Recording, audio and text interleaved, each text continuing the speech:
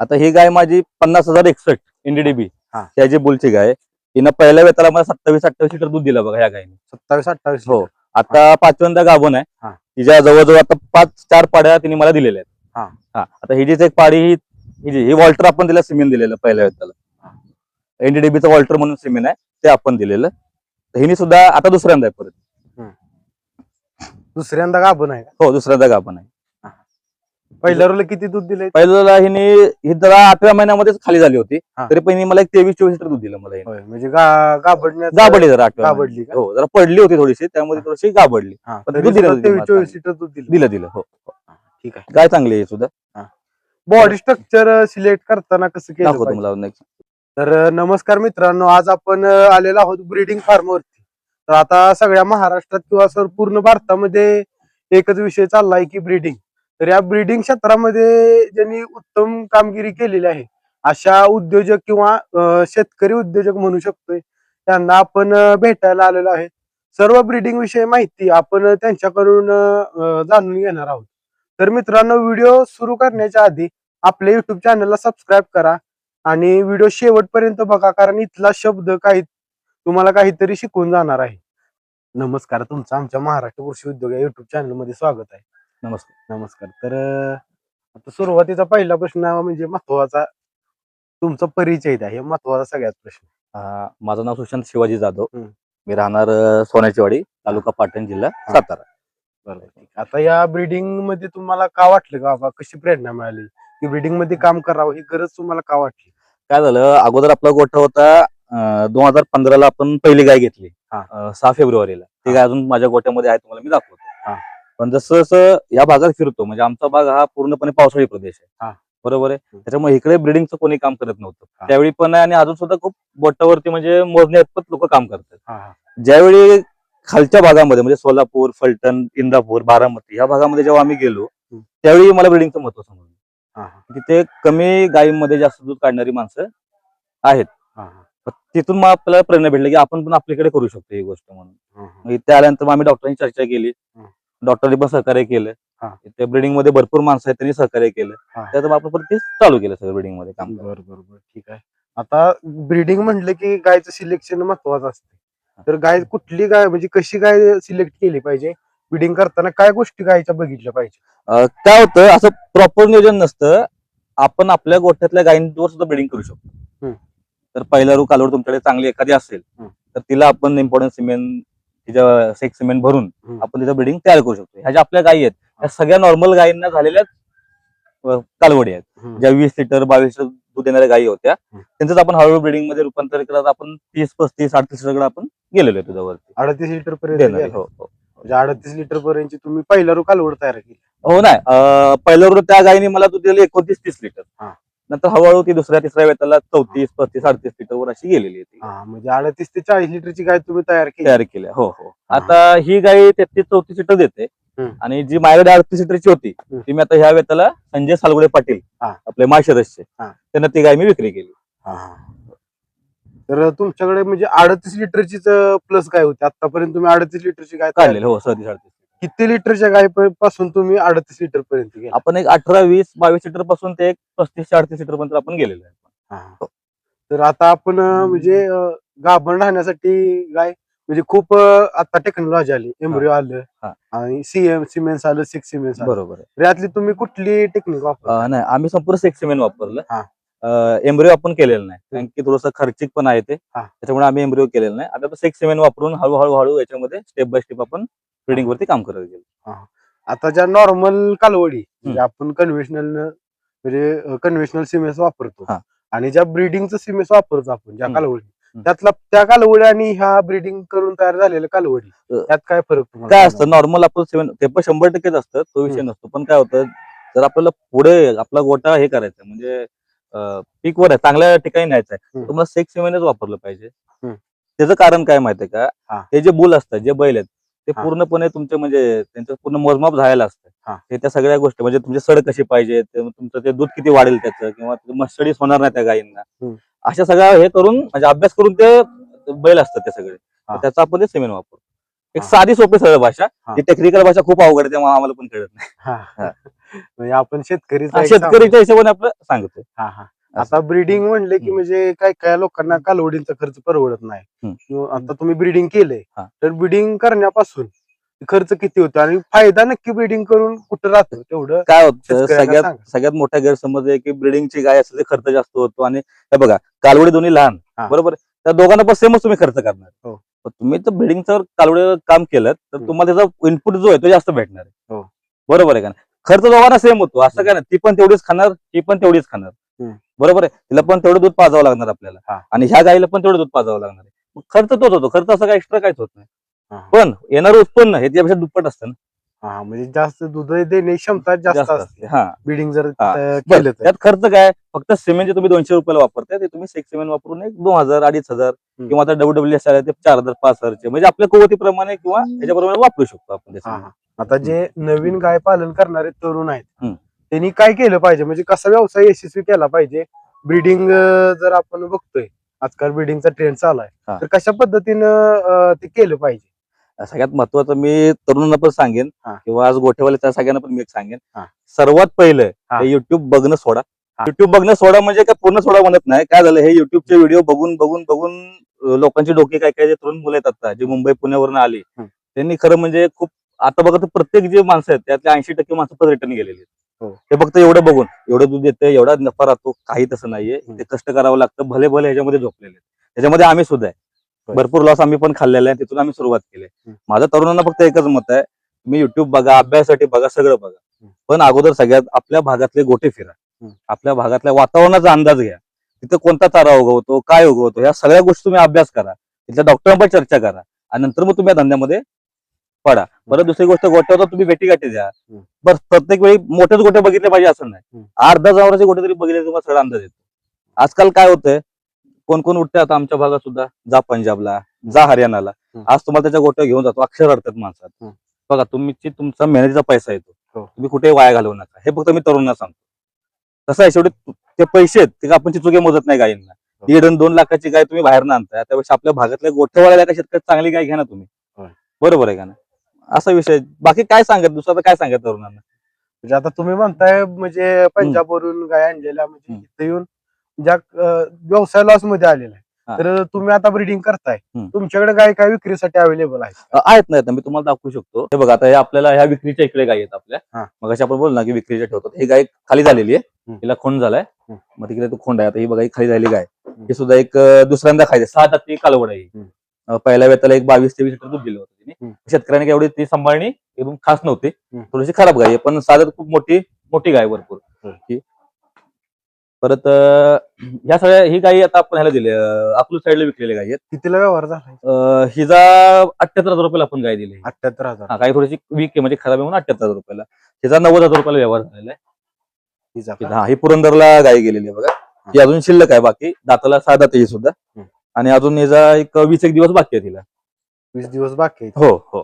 किती लिटर दूध दिलं हिने पहिल्या वेताला एक 20-22 लिटर दूध दिलेलं आहे. 20-22 दूध पहिल्या वेताला. हो. सांगताना शेतकरी मस्त काय पण सांगतात, पण आपण 1-2 लिटर कमी सांगायचं. कसं होतंय, काही लोक काय करतात, 2 लिटर दूध जास्त दिलं तर कोण काय एवढं हे करत नाही, 2 लिटर दूध कमी दिलं की मग शिळा घालायला चालू, असं केलं तसं केलं. त्यापेक्षा आपलं सांगताना ऑलरेडी कमी सांगायचं. आता बघा तुम्ही, गाय विक्रीची जरी गाय असेल तरी तिचं स्ट्रक्चर जसं माझ्या घरच्या गायी आहेत तशाच असते. म्हणजे विश्वासानं जर एखादा माणूस आला तर विश्वासानं खात्रीशीर गाय. हो, भरपूर लोकांनी गायी नेलेल्या आहेत, आणि खूप लोकांना सगळ्या एक तुम्हाला सांगतो, 100 गायीमध्ये 1-2 गायीचा थोडा फॉल्ट असतील, पण बाकी सगळ्या गायी, म्हणजे मी असं 100% सांगत नाही की माझा पण रेट आहे, पण बघा, मी सुद्धा काय ब्रह्मदेव नाही, माझ्याकडून पण भरपूर चुका होतात, नाही असं नाही. मग आता एक गाय दिली होती, तर ती एक गायची डेथ झाली, कारण या पोटामध्ये पीळ पडला होता, डॉक्टरला कळलं नाही, मग ती डेथ झाली गाय. मग अशा पण गोष्टी होतात ना, त्याला काय आपण हे करू शकत नाही. ही एक पहिला कालवड आहे.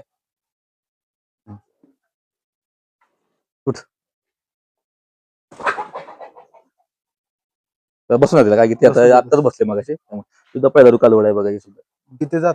ही 2 दात का वासरू आहे. 2 दात वासरू आहे? हो, चांगलं वासरू आहे सुद्धा. स्ट्रक्चर मोठं आहे तरी? हो, स्ट्रक्चर मोठं आहे. ही 90,000 रुपयाला दिले.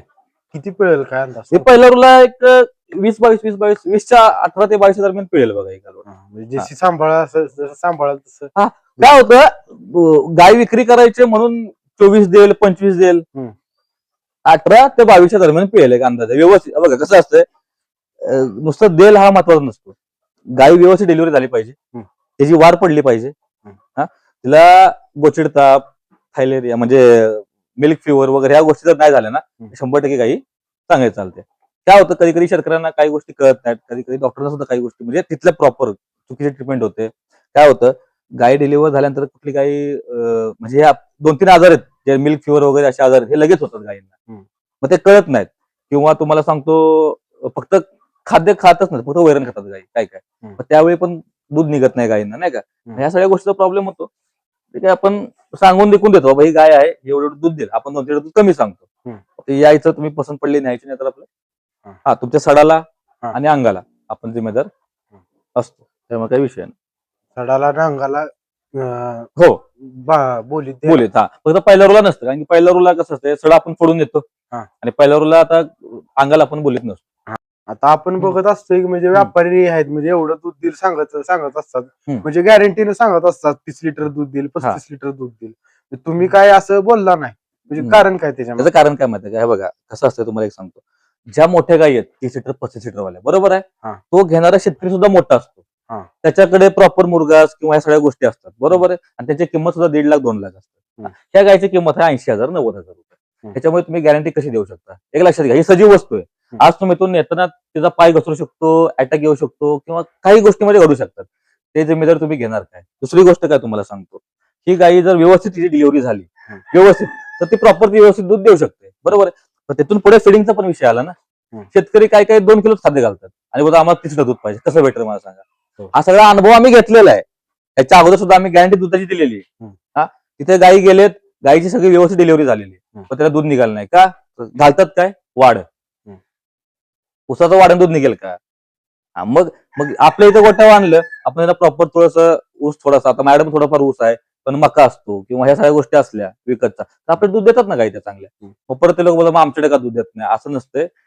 आपले दूध प्रत्येक गाय तेवढंच देते, फक्त आपल्या मॅनेजमेंटचा हा प्रकार असतो. दुसरी गोष्ट, शेतकरी काय करतात, गाय नेली किंवा आता हिला कोणतं खाद्य होतं, बाबा आता मॅडी नेली किंवा एक स्पेशल खाद्य, ते गेले गेले की चेंज करतात खाद्य.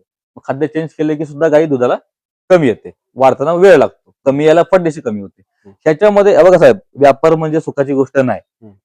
हे फक्त आपल्याला नाद आहे म्हणून आपण करतोय, की आपल्याला एक हाऊस आहे, बाबा चला नाद आहे आपला व्यापार करायचा म्हणून करतोय. तर हे सुखाची गोष्ट नाही. ह्या व्यापारामध्ये मी बुडलेला माणूस आहे.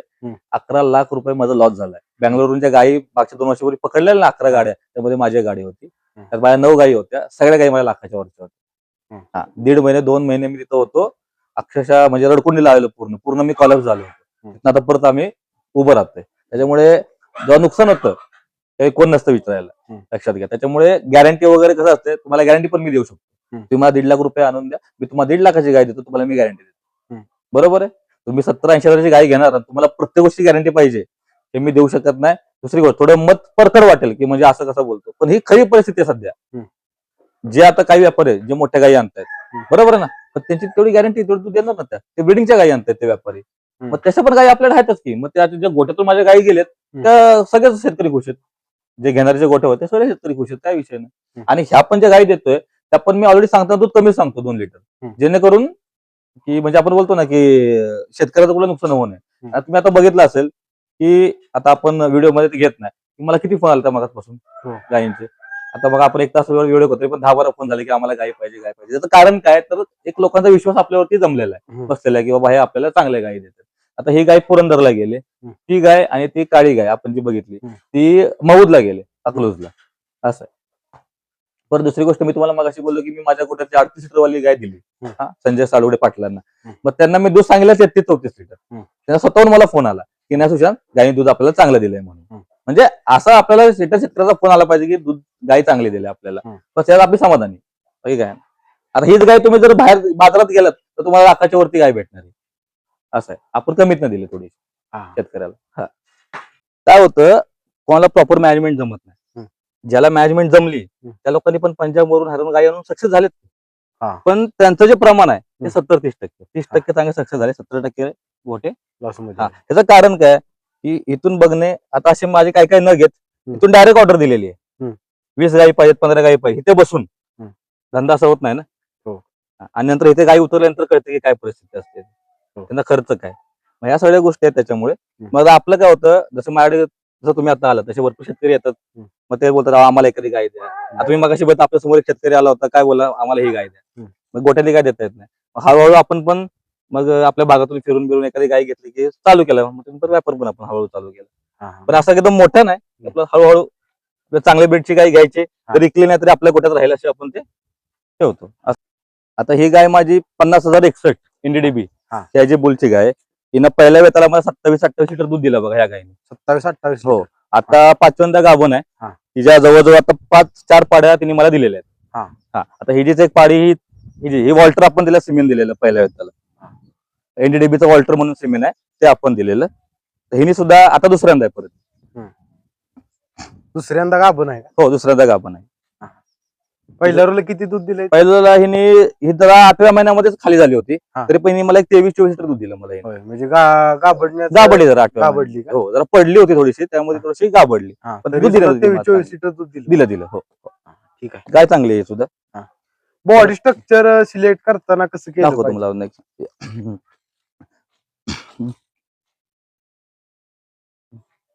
आता माझ्या गोट्यामध्ये एक गाय होती, तिला मी मिसोरीचं सिमेंट दिलं होतं, ST जेनेटिक्सचं. तिची कालवड आहे बघा, पहिल्या रोला 28-29 लिटर दूध दिलं बघा. तिची कास बघा, आता येऊन जवळजवळ 6-7 महिने झालेत तिला, तरी अजून 22-23 लिटर दूध तिचं चालू आहे.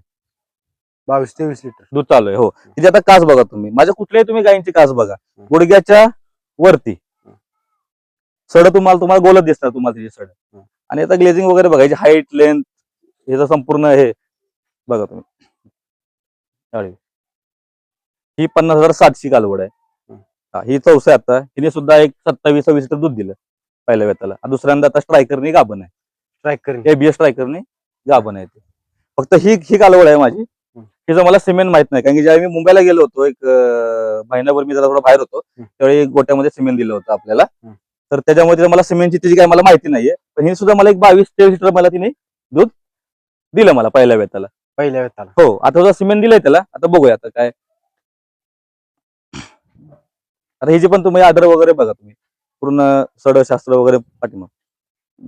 म्हणजे जास्त दुधाला कास मोठी पाहिजे? नाही, कास मोठी पाहिजे असं काय नाही, ते गैरसमज आहे लोकांचा. आता तुम्ही तिचं बघा पाठीमागून तिचे आदर वगैरे बघा. आता आपण सकाळी आलो इथे, दूध बीत काढून झाल्यानंतर पण तिचं स्ट्रक्चर वगैरे मी सगळ्या शेतकऱ्यांना एकच सांगेल की जेवढी कास मोठी तेवढं दूध.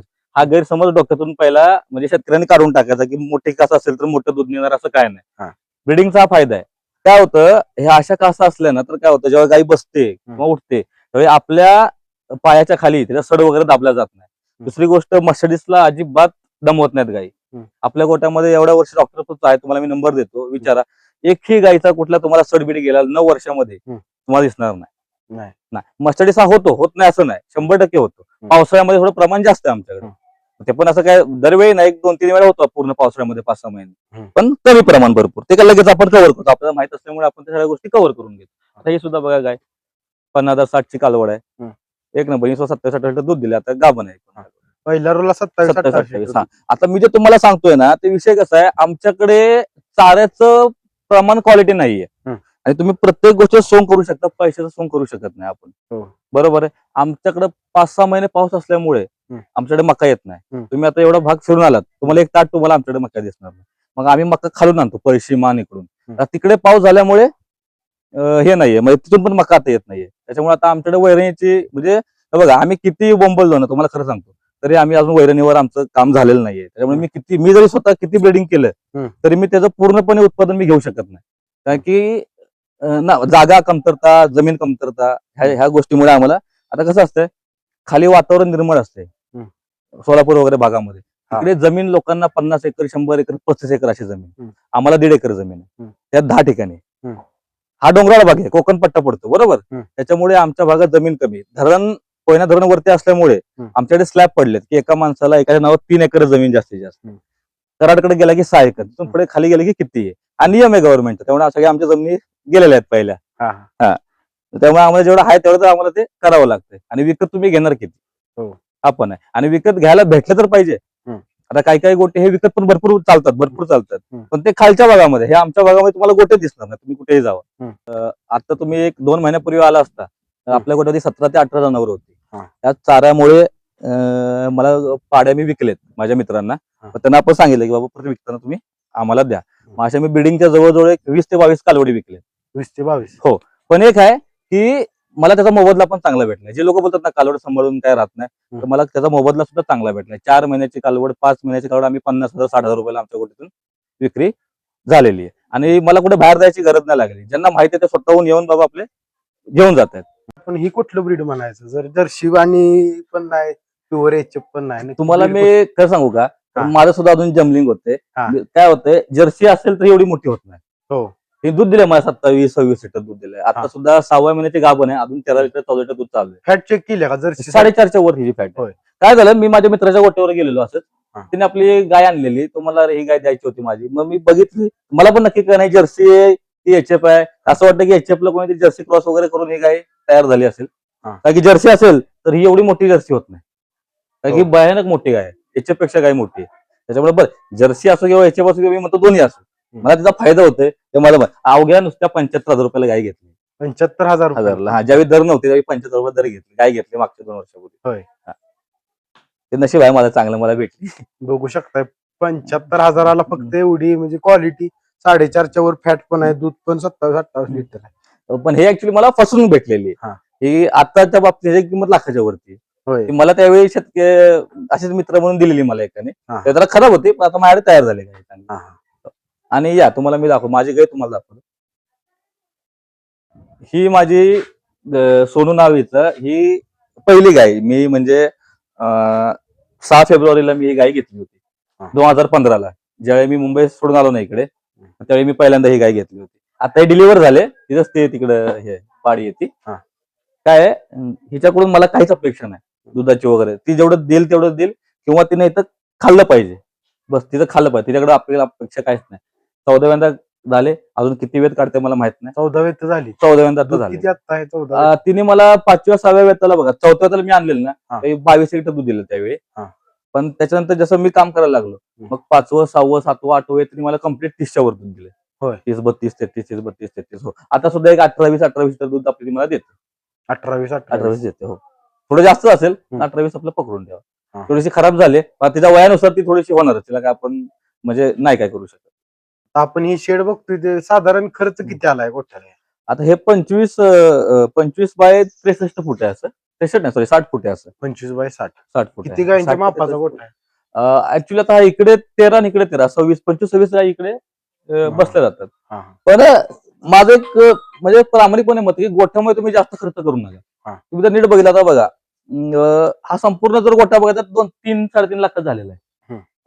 कसं होतं, गोठा तुम्हाला दूध देत नाही, तुम्हाला गाई दूध देतात. तुम्ही गायीमध्ये इन्व्हेस्टमेंट करा. गोठा तुम्ही असं प्रॉपर बांधल्यातरी चालता. तुम्हाला एक सांगतो, मला फायदा काय होतो, आता हे जाळी नाहीये, फक्त जाळी मारली, भिंत नाही बांधली, आणि हे अंतर जास्त ठेवले. काय होतं माहितीये, भिंत असेल तर तुम्ही नीट बघितलं की इथून जो भाग आहे वरती कोकण भाग किंवा इकडे त्या भागात असे एकदम एवढी जागा असते आणि इथे भिंत असते. त्यामुळे काय होतं, गाई मुतते, पूर्ण पॅक गोठा असतो, गाई मुतली जाते, तिथेच बसते, तिथेच हाकते, नाही का, त्यांना भेटत नाही जागा. आणि त्याचा वासाने ह्याच्यामुळे पण गायीवरती म्हणजे बघा त्याच्या आरोग्यावरती परिणाम होतो जनावरांच्या. त्यामुळे मी काय केलंय, जाळी फक्त मारले बघा, दोन्ही साईडने जाळी, बस, काहीच खर्च नाही. आणि जे प्रॉपर पाहिजे तेवढं फक्त गोट्यामध्ये आहे, बस. त्याच्यामुळे काय होतं, हवा पास इकडून तिकडे हवा पास होऊन जाते. तुम्ही एवढं उभा, तुम्हाला जाते स्मेल आला नाही, एवढं तुम्ही आता गोठ्यामध्ये स्मेल नाही येणार, तुम्हाला मच्छर नाही जास्त, किंवा संध्याकाळी पण आम्हाला काहीच करायची गरज लागत नाही. म्हणजे हा परिणाम गोट्याचा म्हणजे कमी पैशामध्ये. दुसरी गोष्ट मी नीट बघा, आता ह्या साईडला मी बांबू आणि कळक लावून केलेले आहेत, नाही का. लॉकडाऊन मध्ये काही काम नव्हतं, असं फिरत फिरत मित्र आम्ही जायचो डोंगराला.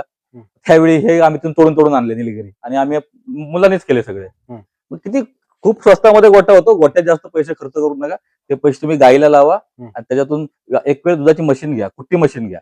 गोठा साधा बांधा, पण दुधाची मशीन आणि कुट्टी मशीन घ्या. ज्या आपल्याला लागणाऱ्या गोष्टी आहेत त्या तुम्ही 100% घ्या. ह्याच्यामध्ये तुम्ही पैसा खर्च करा, गायीमध्ये पैसा खर्च करा, पण अशा फालतू ठिकाणी कुठे पैसा जास्त इन्व्हेस्टमेंट करू नका. हे म्हणजे माझं काय होतंय, मी 10 15 लाखाची गोष्टी बघितली, आणि गायी त्यांच्या बघितल्या तर पाक अशा मराठी टेकलेल्या गायी घेतल्या. त्यापेक्षा तुम्ही गोठा नॉर्मल बांधा, ज्या गायीला पाहिजे तेवढंच तुम्ही करा, मुक्त गोठा करा. आता तुम्हाला सांगतो, तुम्हाला मी स्पष्ट बोललो की आमच्याकडे जमीन कमी हम्म. तर आता हा जो गोटा आहे हा सगळा मुक्त गोटा माझ्या चुलत्याच्या शेतामध्ये. हम्म. मग ह्याचा मी तुम्हाला त्यांना खंड देतो वर्षाला. हम्म. त्या साईडचा जो भाग आहे तो पण माझ्या चुलत्यांचा आहे. हम्म. मग मला या जायला किंवा माझ्या चारा इकडे आतमध्ये यासाठी मी ते सुद्धा खंडाने घेतलं. म्हणजे असं आमच्या भागात हे आहे. तर मित्रांनो, व्हिडिओ कसा वाटला कमेंट मध्ये सांगा. आणि जर असेच व्हिडिओ पाहिजे असतील तर आपल्या युट्यूब चॅनलला सबस्क्राईब करा. आणि तुम्हाला जर अजून काय प्रश्न असतील तर कमेंट मध्ये सांगा, त्याची उत्तर आपण पुढच्या व्हिडिओमध्ये देऊ. धन्यवाद.